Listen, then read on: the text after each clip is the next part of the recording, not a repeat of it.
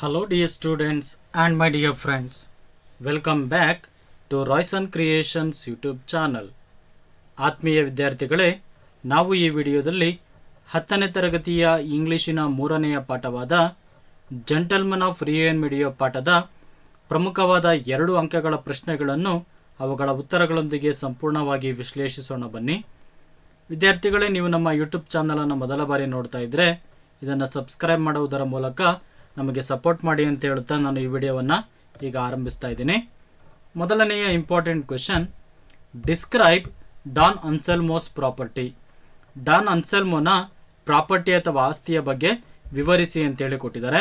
ನಾವು ಉತ್ತರವನ್ನು ನೋಡೋದಾದರೆ ವಿದ್ಯಾರ್ಥಿಗಳೇ, Don Anselmo's house was small, wretched but quaint. His orchard was ನಾಡ್ and beautiful. The little creek ran through his land. Don ಅನ್ಸೆಲ್ಮೋನ ಮನೆ ತುಂಬ ಸಣ್ಣದಾಗಿತ್ತು, ಆದರೆ ಅದು ಬಹಳ ಪ್ರಶಾಂತವಾಗಿತ್ತು ಮತ್ತು ಅವನ ತೋಟವು ನೋಡಲು ಸುಂದರವಾಗಿತ್ತು. ಅವನ ತೋಟದಲ್ಲಿ ಒಂದು ಸಣ್ಣ ಹಳ್ಳ ಅಥವಾ ನದಿಯು ಹರಿಯುತ್ತಿತ್ತು. Question number 2, briefly explain the appearance and manners of Don Anselmo. Don ಅನ್ಸೆಲ್ಮೋನ ಅಪಿಯರೆನ್ಸ್ ಮತ್ತು ನಡತೆಯ ಬಗ್ಗೆ ಸಂಕ್ಷಿಪ್ತವಾಗಿ ವಿವರಿಸಿ ಅಂತೇಳಿ ಕೊಟ್ಟಿದ್ದಾರೆ. ಉತ್ತರವನ್ನು ವಿದ್ಯಾರ್ಥಿಗಳೇ ನಾವು ನೋಡೋಣ. Don Anselmo wore an old green faded coat. His gloves too were old and torn and his fingertips showed through them. He carried a cane which was the skeleton of a worn out umbrella. When he entered the room, he bowed to all and slowly removed his hat and gloves. Don Anselmo ಸಾಮಾನ್ಯವಾಗಿ ಒಂದು ಹಳೆಯ green ಬಣ್ಣದ ಕೋಟನ್ನು ಧರಿಸ್ತಾ ಇದ್ದ. ಅವನ gloves ಕೂಡ ಹಳೆಯದಾಗಿದ್ದು ಮತ್ತು ಹರಿದು ಹೋಗಿದ್ದವು. ಅವನ ಕೈ ಬೆರಳುಗಳು ಆ ಹರಿದ ಗ್ಲೌಸ್ಗಳಿಂದ ಆಚೆ ಕಾಣಿಸ್ತಾ ಇದ್ವು ಮತ್ತು ಡಾನ್ ಅನ್ಸೆಲ್ಮೋ ಒಂದು ಬಟ್ಟೆ ಹರಿದು ಹೋದಂತಹ ಒಂದು ಕೊಡೆಯ ಅಥವಾ ಛತ್ರಿಯ ಬೆತ್ತವನ್ನು ಹಿಡಿದುಕೊಂಡು ಓಡಾಡುತ್ತಿದ್ದ. ಡಾನ್ ಅನ್ಸೆಲ್ಮೋ ರೈಟರಿನ ಆಫೀಸ್ ರೂಮಿಗೆ ಬಂದಾಗ ಅವನು ತನ್ನ ಹ್ಯಾಟ್ ಮತ್ತು ಗ್ಲೌಸ್ ಅನ್ನ ನಿಧಾನವಾಗಿ ಬಿಚ್ಚಿ ಅಲ್ಲಿದ್ದಂಥ ಎಲ್ಲರಿಗೂ ಕೂಡ ತಲೆಬಾಗಿ ನಮಸ್ಕರಿಸ್ತಾನೆ. ಇದು ಡಾನ್ ಅನ್ಸೆಲ್ಮೋನ ಅಪಿಯರೆನ್ಸ್ ಮತ್ತು ಅವನ manners. Next question number 3, how did Don Anselmo greet the people who had been waiting for him. Don Anselmo ಲೇಖಕರ ಆಫೀಸ್ಗೆ ಬಂದಾಗ ಅಲ್ಲಿದ್ದಂಥ ಅವನಿಗೋಸ್ಕರ ಕಾಯುತ್ತಿದ್ದಂಥ ವ್ಯಕ್ತಿಗಳಿಗೆ ಯಾವ ರೀತಿ ನಮಸ್ಕರಿಸ್ತಾನೆ ಅಂತೇಳಿ ಪ್ರಶ್ನೆಯನ್ನು ಕೇಳಿದ್ದಾರೆ. ಉತ್ತರವನ್ನು ನೋಡೋಣ ವಿದ್ಯಾರ್ಥಿಗಳೇ. Don Anselmo greeted by bowing to all of them in the room. He then removed his hat and gloves slowly and carefully. Don Anselmo ಲೇಖಕರ ಆಫೀಸ್ ರೂಮಿಗೆ ಬಂದಾಗ ಅಲ್ಲಿ ಕುಳಿತಿದ್ದಂಥ ಎಲ್ಲರಿಗೂ ಕೂಡ ತಲೆಬಾಗಿ ನಮಸ್ಕರಿಸ್ತಾನೆ. ನಂತರ ಅವನು ನಿಧಾನವಾಗಿ ತನ್ನ ಹ್ಯಾಟ್ ಮತ್ತು ಗ್ಲೌಸ್ ಅನ್ನ ಜಾಗರೂಕತೆಯಿಂದ ತೆಗಿತಾನೆ. Next question number 4, the Americans offered Don Anselmo almost the double of what they had quoted earlier. Why. Don ಅನ್ಸೆಲ್ಮೋಗೆ ಅಮೆರಿಕದವರು ಮುಂಚೆ ಅಗ್ರಿಮೆಂಟ್ ಮಾಡಿಕೊಂಡಕ್ಕಿಂತಲೂ 2ರಷ್ಟು ಹಣವನ್ನು ಕೊಡೋದಕ್ಕೆ ತಯಾರಾಗಿದ್ರು. ಏಕೆ ಅಂತೇಳಿ ಪ್ರಶ್ನೆ ಇದೆ. ಉತ್ತರವನ್ನು ನೋಡೋದಾದ್ರೆ, the Americans offered Don Anselmo almost the double of what they had quoted earlier because they discovered that Don Anselmo had owned more than 8 acres of land which extended across the river. ಅಮೆರಿಕದವರು Don ಅನ್ಸೆಲ್ಮೋಗೆ 2ರಷ್ಟು ಹಣವನ್ನು ಕೊಡೋದಕ್ಕೆ ಒಪ್ಕೊಳ್ತಾರೆ. ಏಕೆಂದರೆ ಅವರು Don ಅನ್ಸೆಲ್ಮೋನ ಜಮೀನನ್ನು survey ಮಾಡಿದಾಗ ಅವರಿಗೆ ಡಾನ್ ಅನ್ಸೆಲ್ಮೋನ ಜಮೀನು 8 ಎಕರೆಗಳಿಗಿಂತಲೂ ಹೆಚ್ಚು ಇರೋದು ತಿಳಿಯುತ್ತೆ ಮತ್ತು ಅದು ನದಿಯ ಪಕ್ಕದಲ್ಲಿ ಇನ್ನೂ ತುಂಬ ದೂರಕ್ಕೆ ಇರೋದು ಅವರಿಗೆ ತಿಳಿಯುತ್ತೆ. Next question number 5, why did the story teller call the Americans ಬುಯೆನಾ ಜೆಂತೆ. ಲೇಖಕರು ಅಮೆರಿಕದವರನ್ನ ಒಳ್ಳೆಯ ಜನ ಅಥವಾ ಬುಯೆನಾ ಜೆಂತೆ ಅಂತೇಳಿ ಯಾಕೆ ಕರೀತಾರೆ. ಉತ್ತರವನ್ನು ನೋಡೋಣ. The story teller called the Americans ಬುಯೆನಾ ಜೆಂತೆ because they didn't want to cheat Don Anselmo and they were willing to pay Don Anselmo twice the money for his extra land.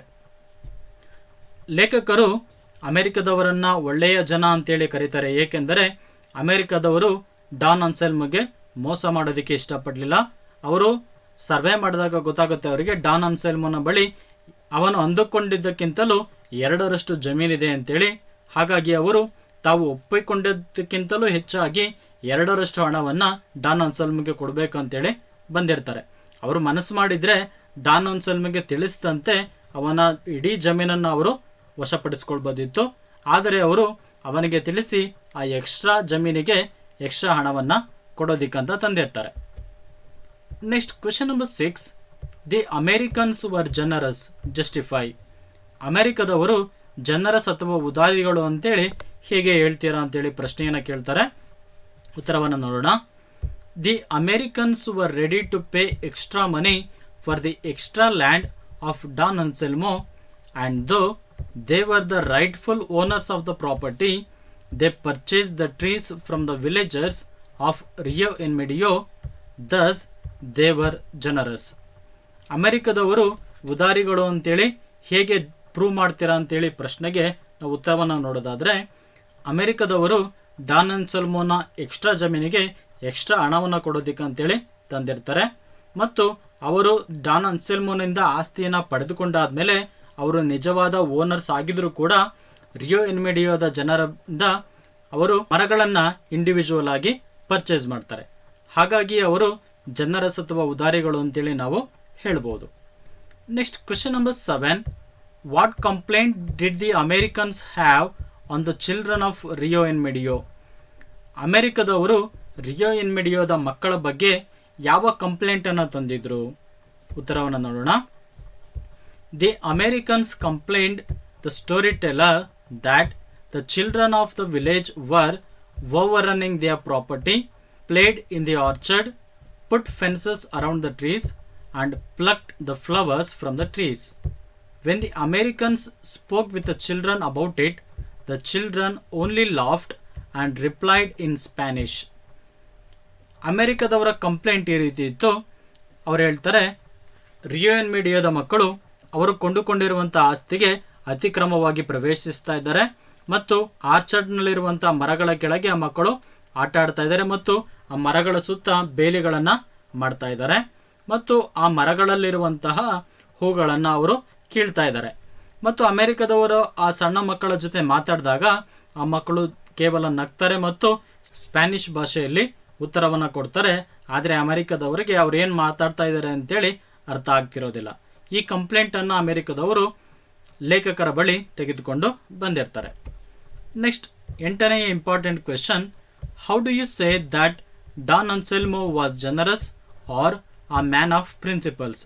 ನಿಮಗೆ ವಿದ್ಯಾರ್ಥಿಗಳೇ, ಡಾನ್ ಅನ್ಸೆಲ್ಮೋ ಜನರಸ್ ಅಥವಾ ಒಬ್ಬ principal ಉಳ್ಳಂತ ಮನುಷ್ಯ ಅಂತೇಳಿ ಯಾವ ರೀತಿ ಹೇಳ್ತೀರಾ ಅಂತೇಳಿ ಪ್ರಶ್ನೆಯನ್ನ ಕೇಳಬಹುದು. ಈ 2 ಪ್ರಶ್ನೆಗಳಿಗೂ ಕೂಡ ನೀವು ಕೆಳಕಂಡಂತ ಆನ್ಸರ್ ಅನ್ನ ಬರೀಬಹುದು. Don Anselmo was generous and was a man of principles. He refused to take the extra money offered by the Americans for his land. He decided to sell the land for the price he had quoted earlier. Don Anselmo ಒಬ್ಬ ಉದಾರಿ ಮತ್ತು ಪ್ರಾಮಾಣಿಕ ಮನುಷ್ಯ ಆಗಿದ್ದ. ಅವನು ಅಮೆರಿಕದವರು ಕೊಟ್ಟಂತ extra ಹಣವನ್ನ ತೆಗೆದುಕೊಳ್ಳೋದಿಕ್ಕೆ ನಿರಾಕರಿಸ್ತಾನೆ ಮತ್ತು ಮುಂಚೆ ಯಾವ ರೀತಿ ಅವರು ಒಪ್ಪಂದವನ್ನ ಮಾಡಿಕೊಂಡಿದ್ರೋ ಅಷ್ಟು ಹಣವನ್ನ ಮಾತ್ರ ತನಗೆ ನೀಡಿ ಅಂತೇಳಿ ಅವನು ಹೇಳ್ತಾನೆ. ಹಾಗಾಗಿ ಅವನು ಒಬ್ಬ ಮಾತಿಗೆ ತಪ್ಪದಂತ ವ್ಯಕ್ತಿ ಮತ್ತು ಅವನು ಉದಾರ ವ್ಯಕ್ತಿ ಅಂತೇಳಿ ನಾವಿಲ್ಲಿ ಹೇಳ್ಬೋದು. Next question number 9. Why do you think Don Anselmo did not sell the trees in the orchard? ಇದು ಈ ಪಾಠದಲ್ಲಿ ಪ್ರಮುಖವಾದಂತಹ ಒಂದು ಪ್ರಶ್ನೆಯಾಗಿದೆ ವಿದ್ಯಾರ್ಥಿಗಳೇ. ಡಾನ್ ಅನ್ಸೆಲ್ಮೋ ಆತನ ತೋಟದಲ್ಲಿದ್ದಂಥ ಮರಗಳನ್ನ ಏಕೆ ಮಾರೋದಕ್ಕೆ ಸಾಧ್ಯ ಆಗಲಿಲ್ಲ? ಉತ್ತರವನ್ನು ನೋಡೋಣ. Don Anselmo planted trees in the name of every child who took birth after he had taken possession of the land. He thought the trees in the orchard belonged to the children of Rio En Medio, so he could sell only the orchard but not the trees in the orchard. Don Anselmo ಅವನ ತಾಯಿಯಿಂದ ಆಸ್ತಿಯನ್ನ ಪಡ್ಕೊಂಡಾಗ್ಲಿಂದ ಅವನು ಆ ಊರಿನಲ್ಲಿ ಜನಿಸಿರುವಂತಹ ಪ್ರತಿ ಮಗುವಿನ ಹೆಸರಿನಲ್ಲೂ ಒಂದು ಗಿಡವನ್ನ ನೆಡ್ತಾ ಬಂದಿದ್ದಾನೆ. ಆ ಗಿಡಗಳು ಇವಾಗ ದೊಡ್ಡದಾಗಿ ಬೆಳೆದಿದ್ದಾವೆ. ಹಾಗಾಗಿ ಅವನು ಅಂದ್ಕೊಳ್ತಾನೆ ಆ ಮರಗಳು ಆ ಊರಿನ ಮಕ್ಕಳಿಗೆ, ಅಂದರೆ ರಿಯೋ ಎನ್ ಮೆಡಿಯೋದ ಮಕ್ಕಳಿಗೆ ಸೇರಿದವು. ಹಾಗಾಗಿ ಅವನು ಆ ತೋಟವನ್ನು ಮಾರಿದನೇ ಹೊರತು ಅಲ್ಲಿರುವಂತಹ ಮರಗಳನ್ನ ಅವನು ಮಾರೋದಕ್ಕೆ ಆಗೋದಿಲ್ಲ, ಯಾಕಂದ್ರೆ ಆ ಮರಗಳು ಅಲ್ಲಿರುವಂತಹ ಮಕ್ಕಳಿಗೆ ಸೇರಿದವು ಅಂತೇಳಿ ಅವನು ಅಂದ್ಕೊಂಡಿದ್ದ. Next question number 10. How was the problem of ownership was resolved by the Americans? ಓನರ್ಶಿಪ್ಪಿನ ಸಮಸ್ಯೆಯನ್ನ ಅಮೆರಿಕದವರು ಯಾವ ರೀತಿ ಬಗೆಹರಿಸಿದ್ರು ಅಂತೇಳಿ ಪ್ರಶ್ನೆಯನ್ನ ಕೇಳಿದ್ದಾರೆ. ಉತ್ತರವನ್ನು ನೋಡೋಣ. The Americans bought the trees in the orchard individually from the descendants of Don Anselmo. Thus the problem of ownership was resolved by the Americans.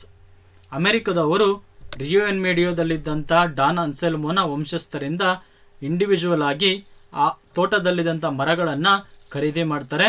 ಹೀಗೆ ಅವರು ಅಲ್ಲಿದ್ದಂಥ ಓನರ್ಶಿಪ್ಪಿನ ಸಮಸ್ಯೆಯನ್ನ ಬಗೆಹರಿಸಿಕೊಳ್ತಾರೆ. ಆತ್ಮೀಯ ವಿದ್ಯಾರ್ಥಿಗಳೇ, ಈ ವಿಡಿಯೋವನ್ನು ಇಲ್ಲಿವರೆಗೂ ನೋಡಿದ್ದಕ್ಕಾಗಿ ನಿಮಗೆ ಧನ್ಯವಾದಗಳು.